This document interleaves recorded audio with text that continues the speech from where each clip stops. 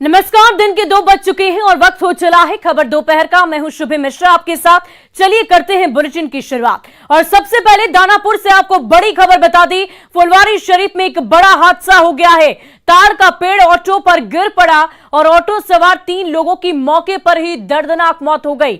Auto में सवार कई लोग गंभीर रूप से जख्मी हैं। स्थानीय अस्पताल में उन्हें भर्ती कराया गया है। घटना के बाद लोगों में आक्रोश देखने को मिल रहा है और हादसे के बाद सड़क पर जाम भी लग गया है। तो ये बड़ी खबर आपको दानापुर से बता रहे हैं। ये तस्वीरें देखिए किस प्रकार से ये दर्दनाक सड़क हादसा हुआ। ऑटो चल रहा था और उसी दरमियान अचानक से ये तार का पेड़ गिर गया। अमरजीत हैं हमारे साथ, हमारे संवाददाता अधिक अपडेट के साथ। अमरजीत, बताइए कि क्या कुछ हुआ उस वक्त जब ये हादसा हुआ।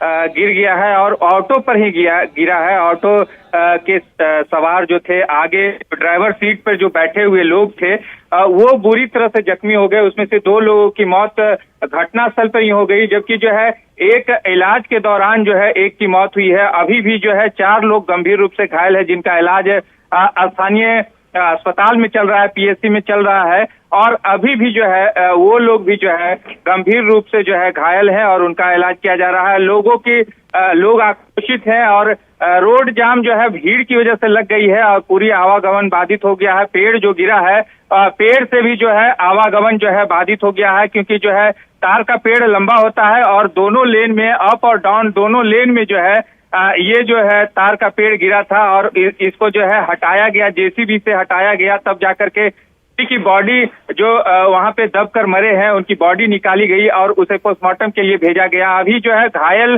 का इलाज चल रहा है, वो भी गंभीर है। इसमें से एक की पहचान हुई है, जिसका विनोद नाम बताया जाता है, 55 वर्षीय है, जो इलाज के लिए एम्स जा रहे थे। जी, बहुत बहुत शुक्रिया अमरजीत हमारे साथ जुड़ने के लिए, तमाम जानकारी के लिए।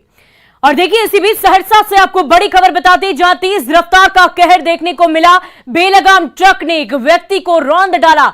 45 वर्षीय व्यक्ति की मौके पर ही मौत हो गई। सदर थाना क्षेत्र के NH 107 की ये पूरी घटना है। आक्रोशित लोगों ने जाम लगा दिया है। तो सहरसा से ये बड़ी खबर आपको बता रहे हैं, जहां 45 वर्षीय व्यक्ति की मौके पर ही मौत हो गई, जिसके बाद से NH 107 को स्थानीय लोगों ने गुस्से में आकर जाम कर दिया है। ये एक्सक्लूसिव तस्वीरें आप देखिए किस प्रकार से तेज रफ्तार का कहर देखने के बाद लोग काफी ज्यादा आक्रोशित हो गए। बेलगाम ट्रक ने एक व्यक्ति को रौंद डाला। आगजनी की जा रही है, स्थानीय लोगों में आक्रोश व्याप्त है।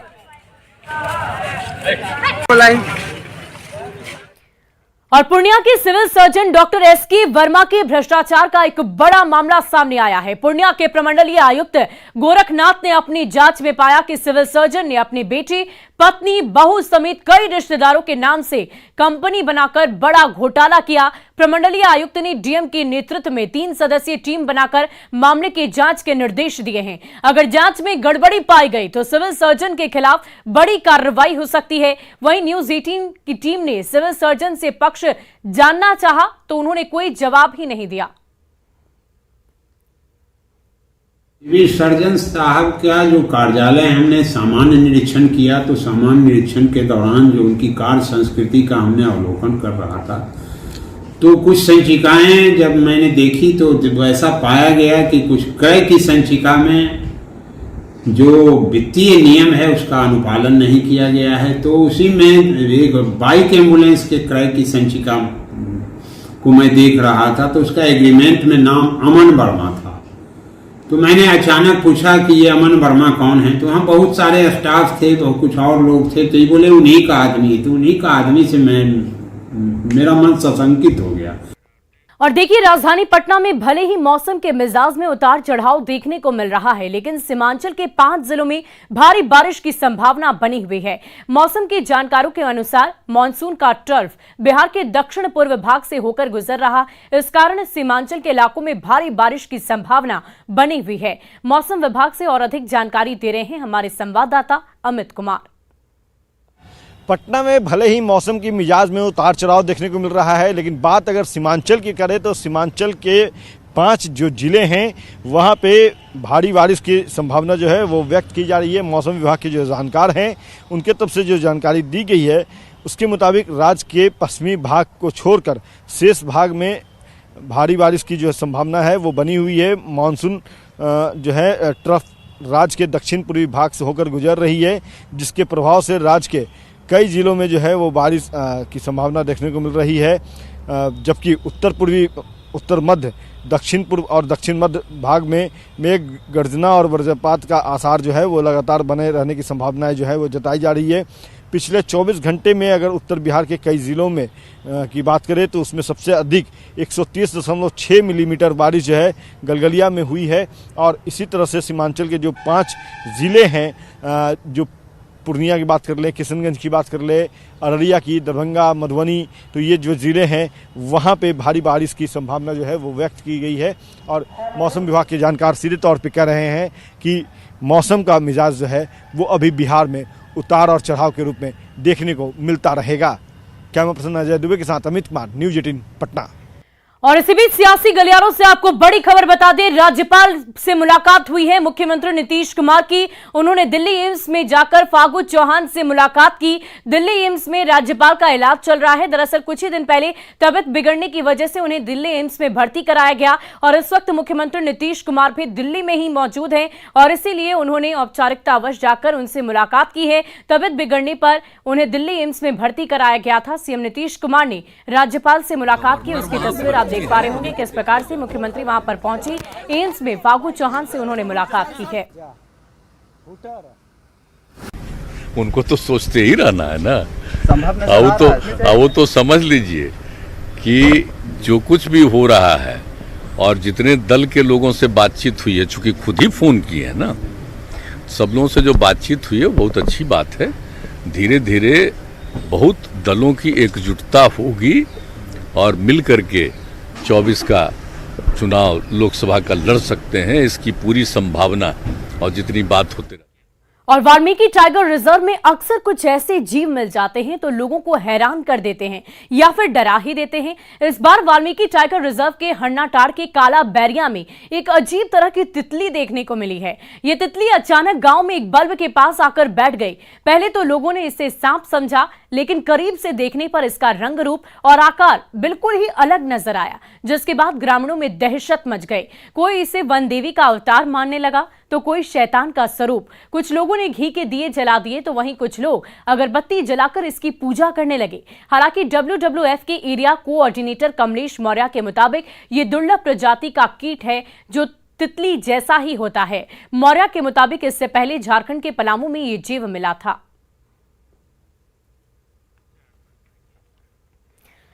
और जमुई जिले के कई इलाके आजादी के बाद कई दशकों तक लाल आतंक के घेरे में थे, लेकिन ये अब नक्सल मुक्त हो चुके हैं। ये सब नक्सल प्रभावित इलाकों में केंद्रीय सुरक्षा बल का दबदबा बढ़ने की वजह से संभव हो पाया है। लोगों में अब इन क्षेत्रों के विकास की भी उम्मीद जगने लगी है।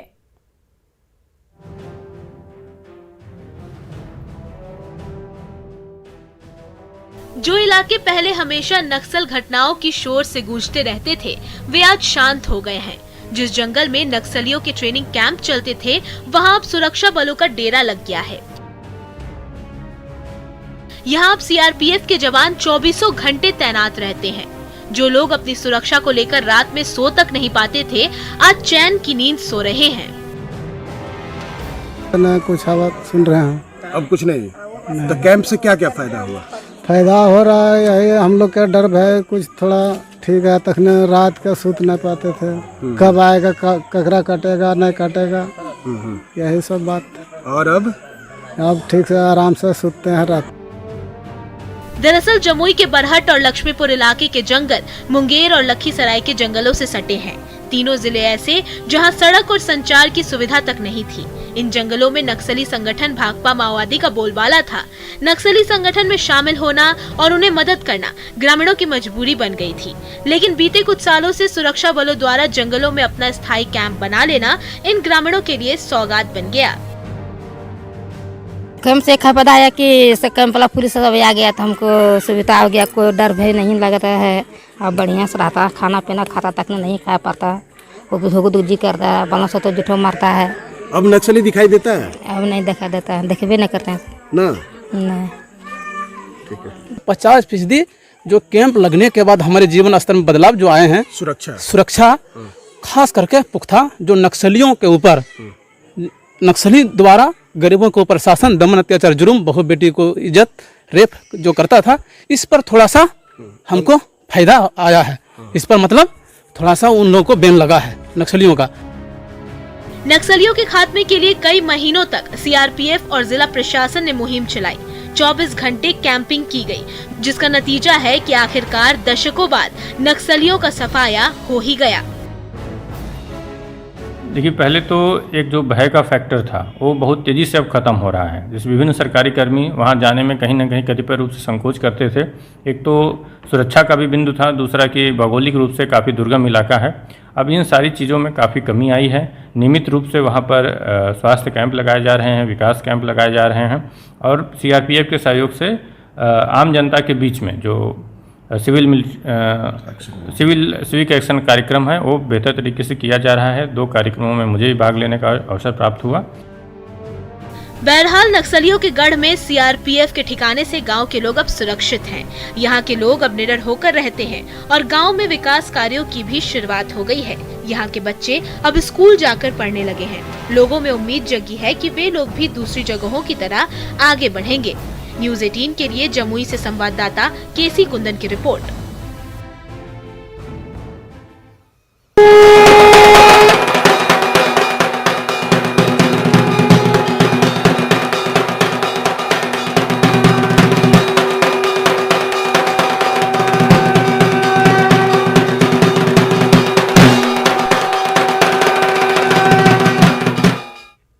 और नवरात्र का आज पहला दिन है और आज के दिन दुर्गा मंदिरों में भारी भीड़ उमड़ रही है। मुंगेर और बांका जिले की सीमा पर स्थित तिलडीहा दुर्गा मंदिर की तस्वीर आपको दिखाते हैं, जहां पहले दिन भारी भीड़ उमड़ी है। मंदिर के बाहर सुरक्षा के पुख्ता इंतजाम किए गए, जगह जगह दंडाधिकारी और पुलिस बल की मौजूदगी है। यहाँ श्रद्धालु सुल्तानगंज में गंगा स्नान कर करीब 20 किलोमीटर की पैदल यात्रा तक मंदिर पहुंचते हैं और पूजा अर्चना करते हैं। यहाँ बंगाली रीति रिवाज से पूजा आराधना की जाती है।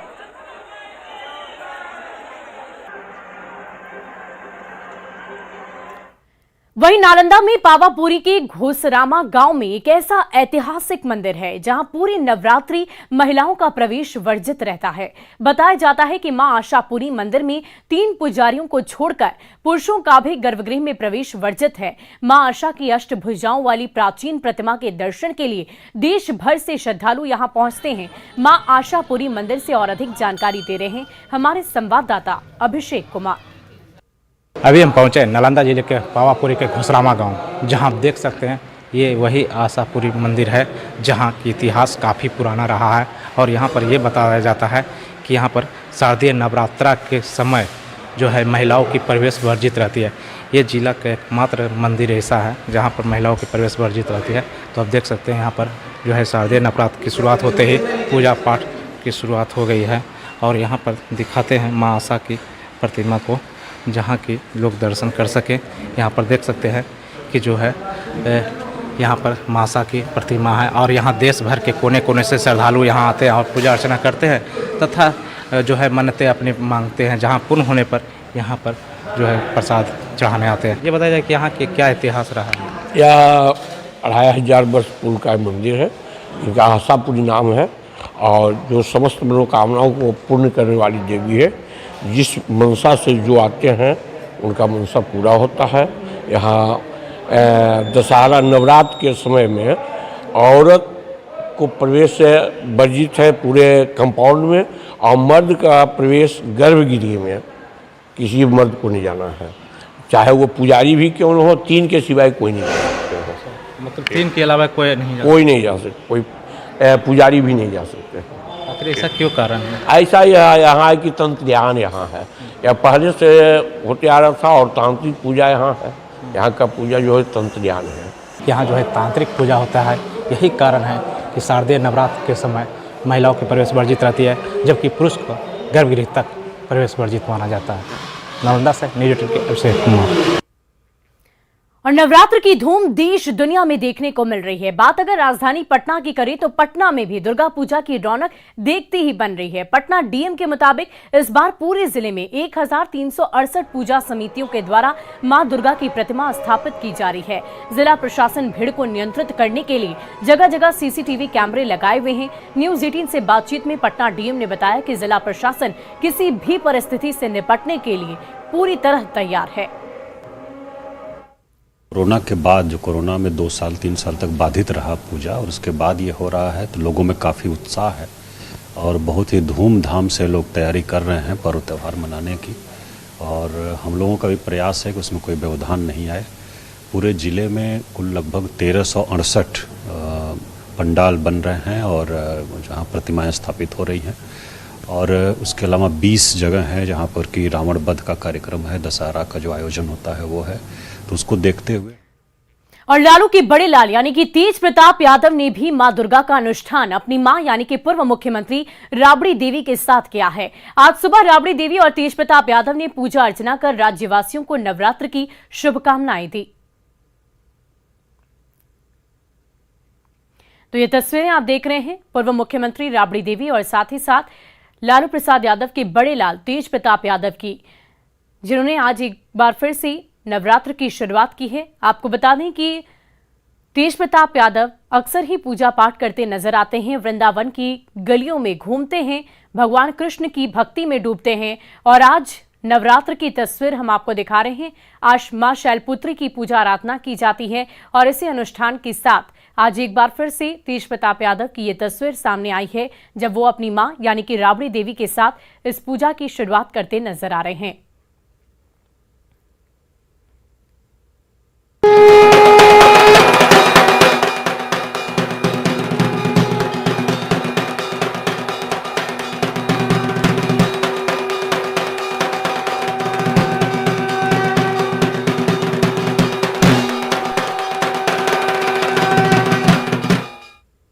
और चलिए अब बढ़ते हैं अगली खबर की ओर। सोनिया गांधी से लालू नीतीश की मुलाकात पर बीजेपी सांसद सुशील मोदी ने बड़ा प्रहार किया है। उन्होंने कहा कि जिस सोनिया गांधी के पास वो विपक्षी एकता के लिए गए, वो सोनिया गांधी उन्हें छोड़ने के लिए गेट तक नहीं आई। उन्होंने कहा कि अगर 10 जनपद के बाहर तीनों मिलकर हाथ उठाते तो बात समझ में आती। सोनिया जी ने तो इतनी कटसी भी नहीं दिखाई कि उनको दरवाजे तक छोड़ने के लिए आए। सामने मीडिया के सामने तीनों को उपस्थित होना चाहिए था, लेकिन मीडिया के सामने कोई लालू जी और नीतीश जी थे, कांग्रेस का कोई नेता नहीं था, सोनिया गांधी क्यों नहीं थी। और वही दोनों हाथ उठाकर लोगों का अभिवादन कर रहे हैं। अरे भाई आप तो दोनों साथ हैं। अगर सोनिया गांधी आती साथ और तीनों हाथ मिलाते, हाथ ऊपर करते तो एक बात भी थी, लेकिन सोनिया जी तो गेट तक छोड़ने नहीं आई। देखिए नीतीश जी चाहते हैं कि कांग्रेस के नेतृत्व में सारे विपक्षी दलों की एकता हो। और कल जब फतेहाबाद की रैली में गए तो वहाँ कांग्रेस को निमंत्रण भी नहीं था, आम आदमी पार्टी को निमंत्रण भी नहीं था, केसीआर के लोग नहीं आए वहाँ पर। तो इनके फतेहाबाद की रैली तो पूरी फ्लॉप हो गई कि 17 बड़े नेताओं को आमंत्रित किया गया था, केवल 5 नेता उसमें शामिल हुए, एक भी मुख्यमंत्री नीतीश कुमार को छोड़कर शामिल नहीं हुआ। तो ये लाख प्रयास कर ले, कांग्रेस और सारे दलों को एकजुट करना बड़ा मुश्किल काम है। और लेफ्ट ने तो साफ कह दिया है कि राष्ट्रीय स्तर पर कोई एकता की आवश्यकता नहीं, जो एकता करना वो राज्य के स्तर पर होगी। तो विपक्षी दलों में इतनी मत भिन्नता है, इतने अलग अलग विचार हैं कि नीतीश जी लालू जी कुछ भी कर लें। और लालू जी तो बीमार हैं, वो तो अपना इलाज कराने के लिए जा रहे हैं सिंगापुर, कब लौट कर आएंगे पता नहीं है। तो कल विपक्षी एकता की जो दोनों मुहिम थी नीतीश कुमार की, दोनों पूरी तरह से विफल हो गई। और इसी बीच सीतामढ़ी से आपको बड़ी खबर बता दें, मुख्य बाजार में बुलडोजर चलाया गया है। अतिक्रमणकारियों पर यह बुलडोजर चला, सरकारी जमीन को खाली कराया जा रहा है। डीएम के निर्देश पर यह कार्रवाई की गई है। तो सीतामढ़ी से यह बड़ी खबर आपको बता रहे हैं, जहां अतिक्रमणकारियों पर बुलडोजर चला और डीएम के आदेश पर मुख्य बाजार में बुलडोजर चलाया गया है। ये तस्वीरें आप देख पा रहे होंगे किस प्रकार से अतिक्रमणकारियों पर बुलडोजर चलाया जा रहा है। ये तस्वीरें देखिए, सरकारी जमीन को खाली कराने की कवायद शुरू कर दी गई है और इसी कड़ी में बुलडोजर बुलाकर अतिक्रमणकारियों पर यह बुलडोजर चलवाया गया। और फिलहाल इस बुलेटिन में अभी के लिए बस इतना ही, लेकिन न्यूज 18 बिहार झारखंड पर खबरों का सिलसिला लगातार जारी है।